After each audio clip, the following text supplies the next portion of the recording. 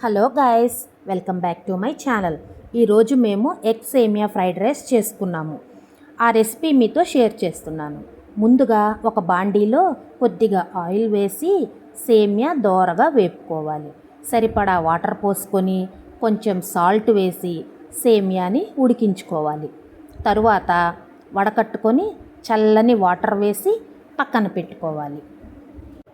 అదే బాండీలో కొంచెం ఆయిల్ వేసుకొని ఎగ్స్ వేసి కొంచెం ఉప్పు, పసుపు, కారం వేసి వేపుకోవాలి.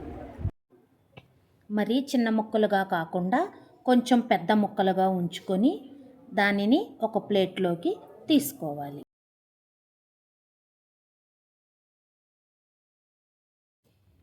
అదే బాండీలో ఆయిల్ వేసి హీట్ అయిన తర్వాత ఉల్లిపాయలు, పచ్చిమిర్చి, క్యారెట్, క్యాప్సికమ్, బీన్స్ వేసి వేపుకోవాలి.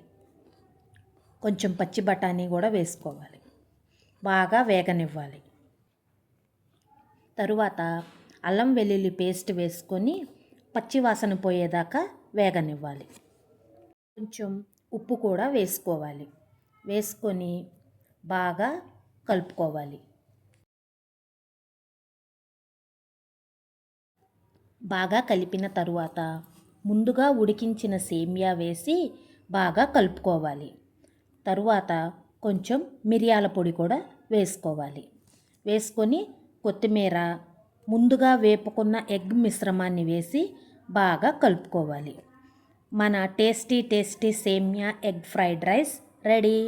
మీకు గనక ఈ వీడియో నచ్చినట్లయితే లైక్ చేయండి, షేర్ చేయండి, సబ్స్క్రైబ్ చేసుకోండి. Thanks for watching.